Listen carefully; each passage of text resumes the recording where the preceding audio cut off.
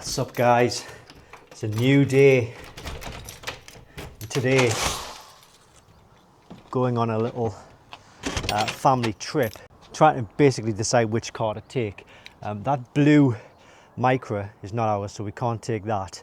That's a little bit broken at the minute. We've seen the leak that we've got on that, and also the exhaust isn't firing on all cylinders. Well, that's not how I want it to be. You might have saw in a previous video, got a check engine light, a bit of a leak on that van, and that car's it's basically falling apart. I wouldn't really trust that as far as I could throw it. So I think the only option is to take the Audi. Now, I haven't started the Audi for probably about 6 months. It's just been sitting there. Today we're going to try and get that started and go on our little trip.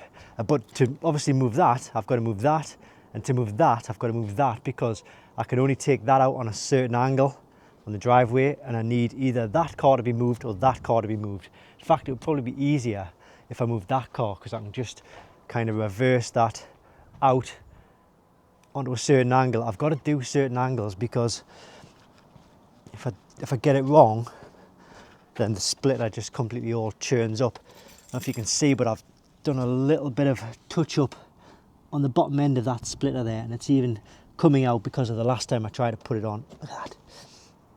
Ridiculous. So anyway, I think we'll move the Mercedes first. I can't move the Mercedes because the wife's gone out and she's got the key. We've only got one key for that, so it looks like I am moving the van.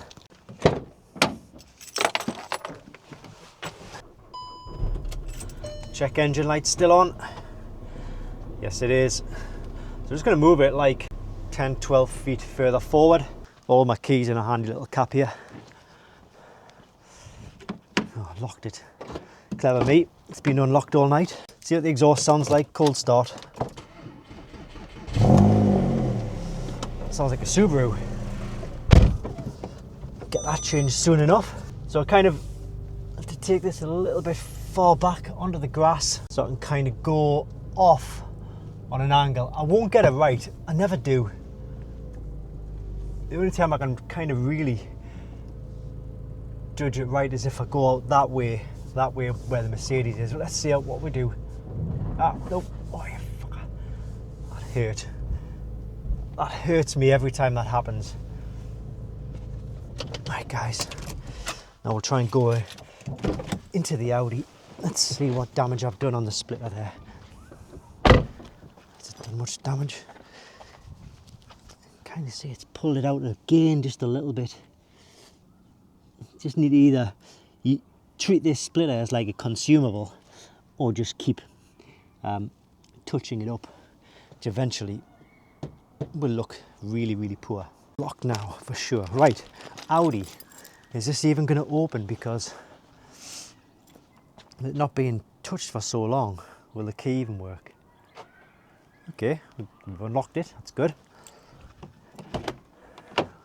Felt a bit of resistance there when I opened the door. It is probably going to be filthy inside. Last time I drove it, probably all sorts hiding in here. Rubbish. Oh, it smells a little bit. It smells a little bit funky. Have to get that sorted. Right, so we're inside the Audi. Let me just switch up cameras here, because this camera that I've got on my chest here, it also hooks straight up to this little mount here, so that I can put the cap on. And it's kind of a bit more of like a POV thing. Let's try and start it up, then see what happens. I've locked the steering by accident. Key. It's not starting.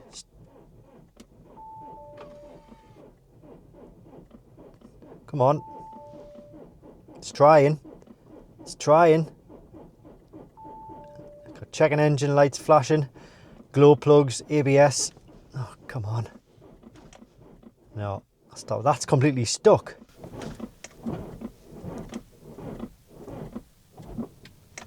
that's not good. Alright, now won't lock. We've got a TPMS, tyre pressure fault. Let's go into the little side door SID we call it. There's the old Porsche. This is a Nocco boost. So this might save me in the long run.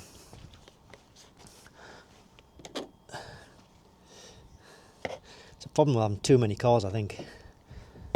There's always something happening. Right, so we've got positive to that, negative to the ground,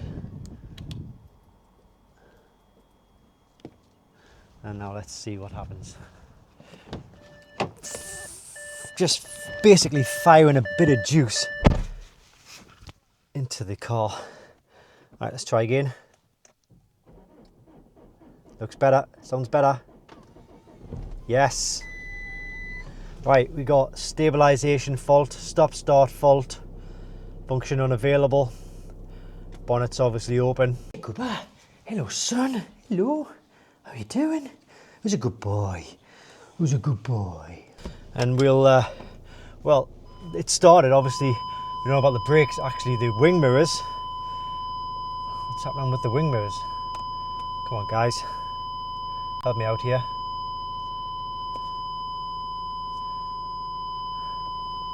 Wing mirrors have completely, they're not working.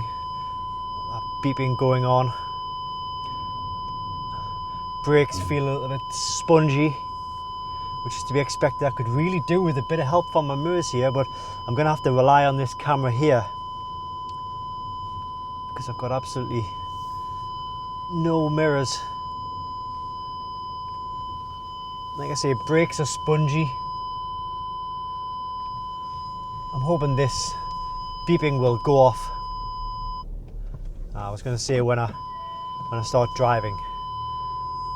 Hopefully the parking sensors. Come on, yeah, there we go. Okay, so we got the beep off. Seems to be driving okay. Brakes a little bit spongy, but I just expect to, you know, give a few pounds on the brakes. I ain't mad. It's my own fault for letting it sit and fester for so long without even putting it on a charge or giving it a run around the block. But you know what happens, like during winter.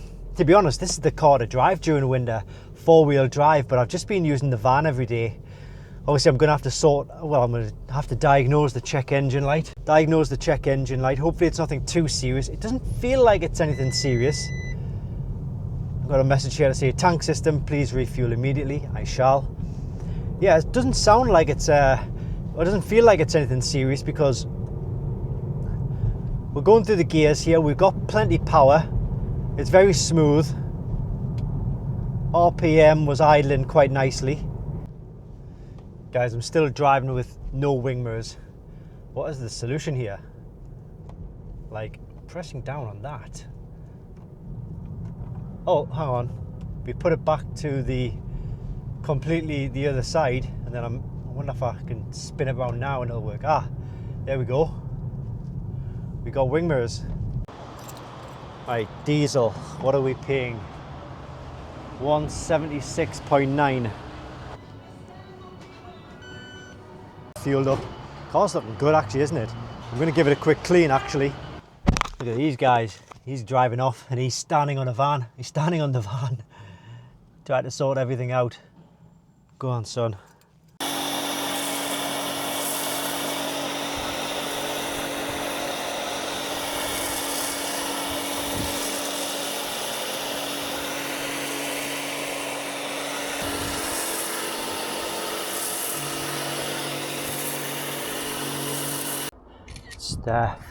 One for the Instagram stories. See, these are the wheels I was telling you about. These are the Bentley wheels. They need refurbishing. They all need refurbishing. We've got 5 of them, and we need new tires on them as well, because as you can see, all the tires are just like completely shot on. Most of them. There's only a couple which are okay, but it makes sense to get a full set as well. So that's on my list of jobs to do. So we have a nice clean Audi now. It's a brand new day in the Lake District. Got the dog, got the woman in the woods. We're circling this lake. It's about 7.5 miles. Crummock water, and then Buttermere. It's just on the other side of that. Then we're going to do the Honister Pass after this. It's gorgeous. Absolutely gorgeous. Come on, Cooper, son. Come on, son. Good boy.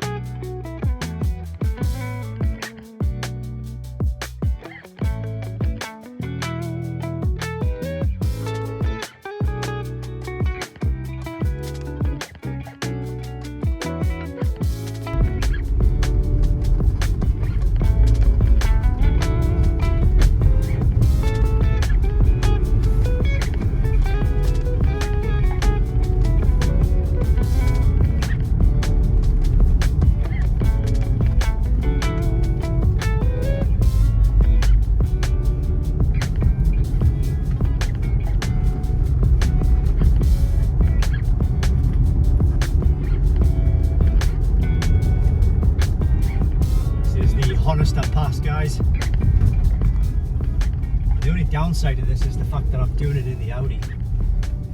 I'd love to come here and do it in one of the Porsches.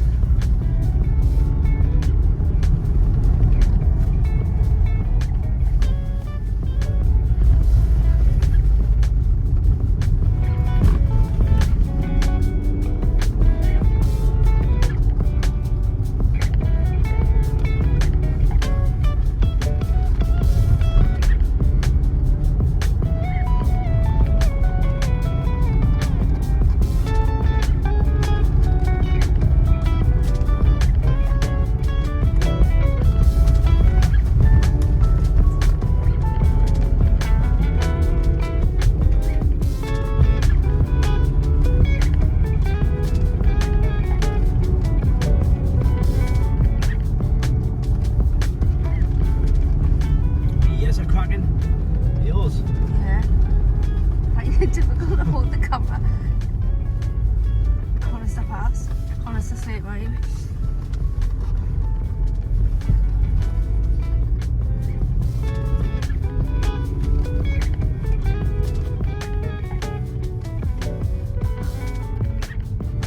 Those views over there.